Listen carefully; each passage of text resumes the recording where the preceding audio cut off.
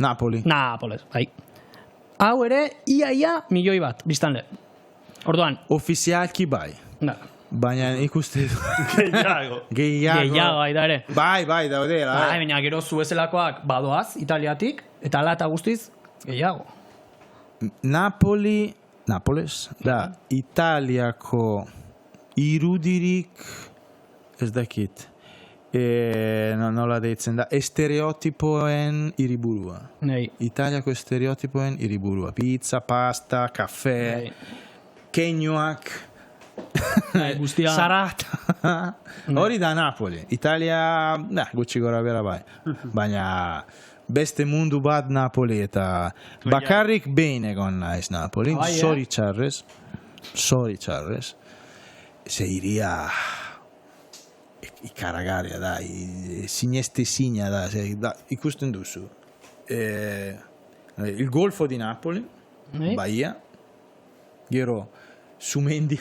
Bai, Vesuvio, Sumendia, gero sartzen zara, itxasertzean, ibiltzen zara, bla, bla, bla, eta gero bat batean, i quartieri spagnoli, deitzen dira, Maradona, irudia, mundu bitxi bat. Badago bitura nik uste Euskal Herritik Napolesera joateko. Bai. Eta bai lagun ugari ari dira joaten. EITB-ko batzuk joan ziren Napolesera, eta batek izan zuen arazoren bat bertako biztanlekin, baina arazorik gabe, azkeni... Iparraldetik egoaldera. Ke pasa da, Napoli... Guk ere egoaldera joaten garenean arazoren bate beste izan dezakegu, edo ez ustekoak. Arazoa baino ez ustekoak. Azkenean, iparraldekoak lasaiagoak dira, gustorago bizi dira, edo... Ez dakit lasaiagoak garen, baina orekatuagoak bai. Ez dakit. Milanen, ez dakit, berandu etortzen dira tranbiak, baina noizean behin. Napoli eta Roman. Puntuala, ez, aurrekoa da. Adibidez, no? Pero, baina, garrantzitsuena da iakitea. Italia ez da Japon. Osea, que Japonen trena, adibidez, super puntuala da, segunduz. Iritsiko gara... Bizi filosofia edo guzti hori. Iaten basarete Italiara, gure lagunak, ez da sekula normala izaten. Dana beti zerbait gertatzen da. Ez gara puntualak, ez gara orekatuak, ez gara ordenatuak, hori da gure nortasuna. Horregaitik jendeak maite gaitu piloa. Abisatzen dezute, garrantzitsuena da prestatzea. Prestatu zure burua. Italiara noa, Firenze, Venezia, igual ez zara iritziko. Bai, hori gertatu zitzaigun. Bai, oin esan dezula, Venezian egin genuen egun bat, edo goiz bat, eta gero Milanera goazen gaua pasatzera, eta hurrengo guna Milan. Autobusa, azken unean... Horregaitik, beti beharrezkoa da Italiara joateko plan B edukitzea. Ostra, ez naiz iritziko Veneziara, soaz Padovara edo Veronara. Eta hori, egin genuen beste 2 ordu, Paduan geldialdi bat, izan genuen aukera Padua ere ikusteko pixkat, eta gero ja iritsi ginen Milanera, baina bai... Milanera ez naiz iritziko, geratu Bergamon, esate baterako. Komonea ez, nik nago dut Bergamo, komo baina. Napolesen aipagarria, hau, Crescendo d'Amore. Orain dela 2 urte hil zen, 25 urterekin.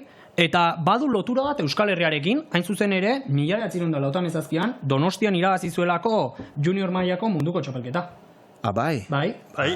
Eskerrik asko, abizatzea gaitik. Euskal Herrian izan genuen azkenengo aldia. Bai, 97an, hau... Donostikoa. Eta hori, etorkizuneko izar ugari, Xabanel, Wiggins, Valverde, Damorek irabazi zuen, baina pixkat izan zen golpea, bazidurien... Amore eman zuen. Vale, ondo. Hori da, nik pentsatzen nuen lotura hori zela. Kazetariaren titularra. Beitu, bai. Amore eman zuen. Crescendo espero genuen, eta etzen Bai. Ez zen crescendo. No, ez da existitzen. Ez da? No. Musikan bakarrik dago. Crescendo bat. Bai. Il crescendo rossiniano. Musika eta esan da gero bat, operako aipamenak, eta, bai, ez? Eta gero Napoli esan bezala.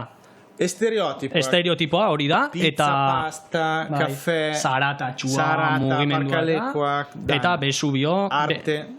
Vale, kalean. Arte, museoa. Vale. Keinoak. Eta lurrazpian, nik hori enekien. Claro.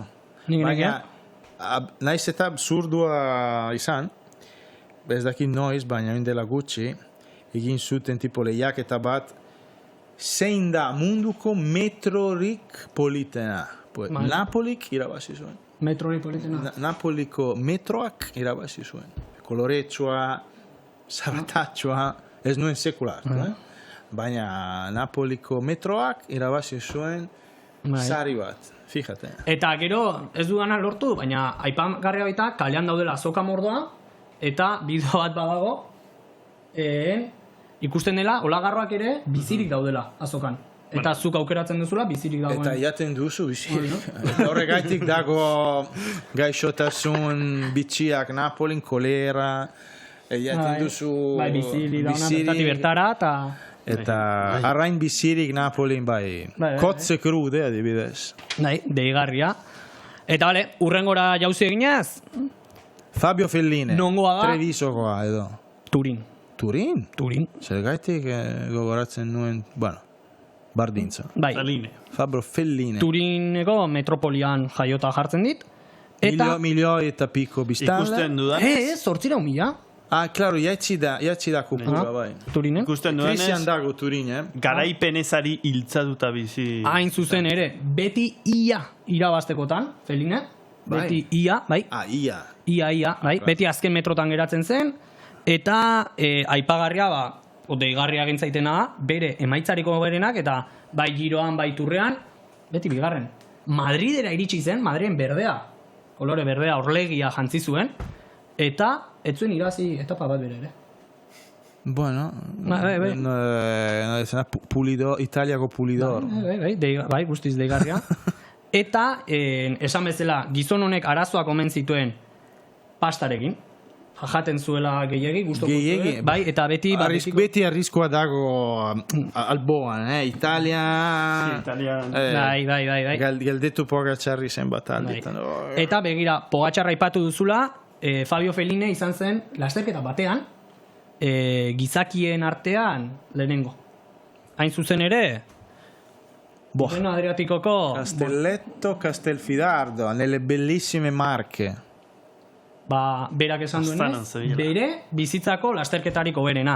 Motorra edo, itxaldu zuela, eta 2 orduz 360 batio inguru mantendu zituela.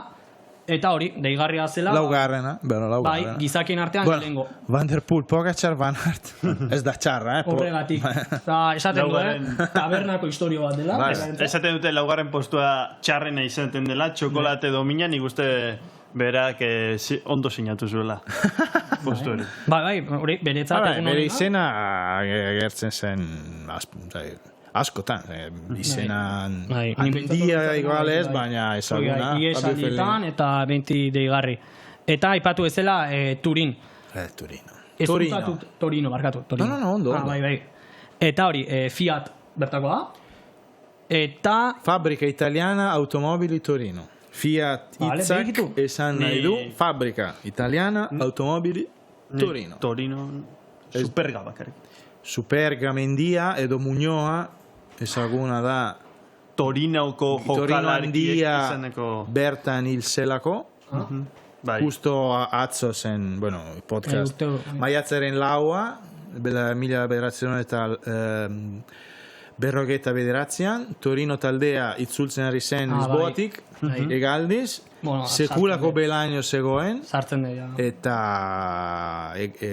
egazkinak jo zuen bertako basilika, eta jokalari guztiak, entrenatzaile, katzetari batzuk, eta guztiak, tipo 20 piko hildako, hil ziren, Grande Torino, Italiako talderik onena hil zen minuto baten. Hortxe geratu zen taldea, eta ordutik ez dio bueltarik eman. Baina Superga bukatzen zen, bukatu ez zen, baina Giro azken urteotan, Giroa beti pasatu da Supergatik. Egoera, Milano-Torino bertan bukatzen zen. Da, bukatzen da, orain aurten ere hor bukatu da. Hori da. Bera Superga tipo jaizkibel bezala. Enekiena hori zen, bertakoak dira Torino zaleak eta Juventus omen da. Baina ez daukagu denborarik. Baina Turinen zaleak, futbol zaleak dira Torino zaleak. Juventusek Fiati esker ireki zuen bere oinarria, sale oinarria Italia guztian. Langileak hegoaldetik etortzen zirelako, Siziliatik, Calabriatik, Pugliatik, eta Juventusek iraganean fitxatu zituen hegoaldeko futbolariak. Franco Causio, Pietro Anastasi, ez dituzu ezagutzen. Horreino ez gara heltzen. Eta gero bestalde, txokolatea. Gianduia, ez da... Jartzen du txokolatea eta Gianduiotto da opiglia. Ados. Ez da txokolatea. Ez da txokolatea. Ez da benetako txokolatea. Kakao... Hori da. Eta ez dago zuen irudietan, baina Torinen asmatu zuten vermuta. Baietz. Vermuta... Ez gehiago gera, larun bat gauean ibiltzen garenak, eta orduan igandean ez garenak.